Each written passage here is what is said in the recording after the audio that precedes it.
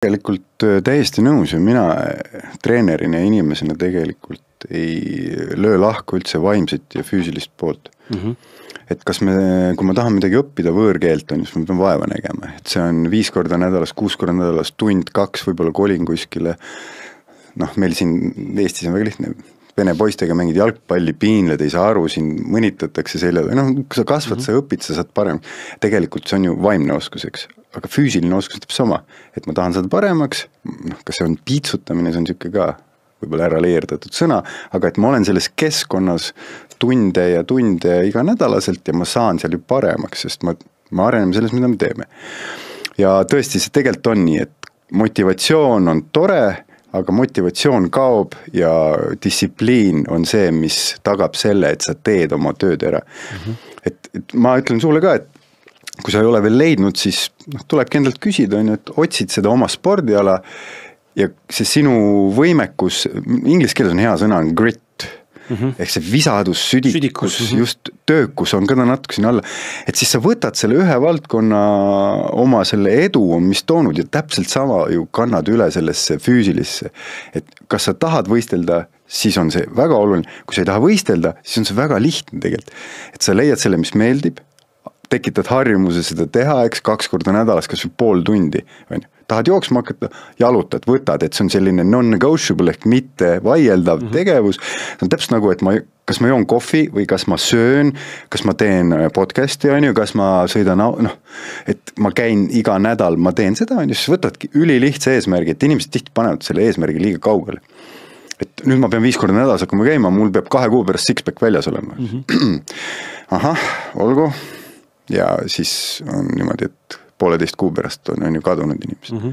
Aga kui me võtame selle lihtsalt, südikalt hakkame tööle väikeste eesmärkidega, ampsame neid, edutunne, lähme edasi, siis see periood on ka ülitähtis, nagu kus seda määratleda, eks, et mida pikema perioodi peale paned, lühikest vahe-eesmärgid, seda lihtsam sa neid täidad.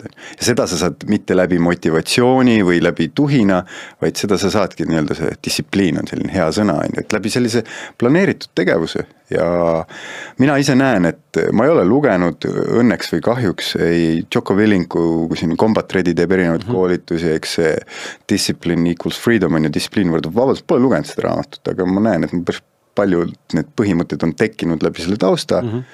Vaatan ka, jälle viskab feedis ette David Goggins, kui oled kuulnud. Ehk siis kõik need nagu põhimõtted on õiged, on lihtsalt kui kaugel sa oled nõus minema mingite asjadega. Et see on just kui see nagu maailm, mis minuni tuleb, eks, ja ma võtan sealt oma nopped välja ja ei taha ilustada ka inimestele, et kui sa ise jätad ära, ise nii-öelda ei pea seda oluliseks, siis see vajubki ära. Igatipidi, see on kõigega. See on su tööga, see on su füüsisega, tervisega, treeningu, see on su suhtega, see on su lastega, see on, vahet ei ole, rahaasjadega, et sama põhimõtted kehtivad igal pool. Eks? Et ma näen, et see töökus ühes valdkonnas ja see viib edasi, et nii-öelda kõiki valdkondi ja vastupidi ka, et kui ma töötan raha ja finantsasjadega väga nagu hästi, pidevalt, siis see võimaldab mul ju rohkem vabadust, et teha ka trenni. Et tegelikult mul on lihtne, et ma olen mõelnud, kuulnud ja täiesti nõus, et on siuke 3 F-i või 3 F-i reegel, et kõigi meestel on see selgem, et FIFA versus FOFU on ju. FIFA on, kõik on ju, tuleb mingi seos jalgpalliga, eks tegelikult on see fitness, finances ja family, ehk siis 3 F-i, mis on nagu kõige tähtsam, et sa peaksid mehena olema, et see on sul rahaasjad, aga see ei ole kõige olulisem, et ikkagi pere, su tervis ehk fitness, ma ei nimeta six-packi, vaid üleüldine tervis on fit. Ja family, ehk siis minu jaoks on see nagu A ja O, et see minu pere, et ma olen selle kohustuse võtnud ja ma naudin seda iga kell kogu aeg ja see on hull töö, on ju. Ja versus FOFU on ju, mida tänapäeval nagu hinnatakse või mida sellest räägitakse, ehk siis FOFU on meil fun, on ju, friends ja siis on, ei tahtnud nagu ropult öelda, aga fornication, eks. Et kuidas elatakse oma elu, et kõik peab olema sõbrad, äge, pidu, lõbu ja siis käime ringi, on ju, teeme oma, mis iganes tegusid, on ju, et kui sa seda paned prioriteediks, on ju, siis minu jaoks on alati lihtne. Ma mõtlen, kuidas see aitab mind, eks. ahah, see tegu nüüd, see pidu siin ei võimalda mul näiteks võistelda järgmine nädal või trenni minna või ma ei saa perega minna järgmine päev jalutama, sest mul on pohmakas, on ju, siis mul ongi lihtne matemaatika, on ju. See ei tähenda seda, et ma mingi munk oleks, on ju, et kui on põhjus, mul on sünnipäev või midagi, et ma üldiselt alkoholi tarbib väga vähe. Nagu naisega punast veini viimasel ajal vahepeal meeldib juua, on ju, natuke väga mõnus, aga see põhimõte on jälle sellest jätkusuutlikkusest tulnud, et kas see alkoholi tarbimine ja purjus olemine praegu aitab mul 10 või 20 aasta pärast olla terve, tugev, noortele eeskujuks. Noh, see pool pudelit veini, ma ei näe üldse probleemi korra 2 nädala tagant, korra 3 nädalat on. Nüüd iga nädala vahetus džintoonikutest umbes olla.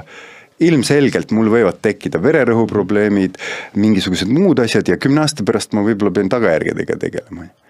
Et ma õnneks sain oma elu põletada enne 30-ndaid, kui ma olin kaitseväes, noh, see oli ka periooditi, et ja sai nagu pidu pandud, sai tööd tehtud, öösiti üleval oldud, ka hotellis olen töötanud öövahetustes, et ma sain nagu kõik need asjad ära katsetatud ja ma praegu näen, et see on alati see küsimus endalt, distsipliini juurde, nii, FIFA, kas ma olen FIFA või mul on see FOFU, et ei, selge, sorry, ma täna ei tule, aga mul on need väärtused ja mul on tegelikult kõik hästi nagu ja kunagi ma ikka tulen, aga praegu mul ei ole see hetk näiteks.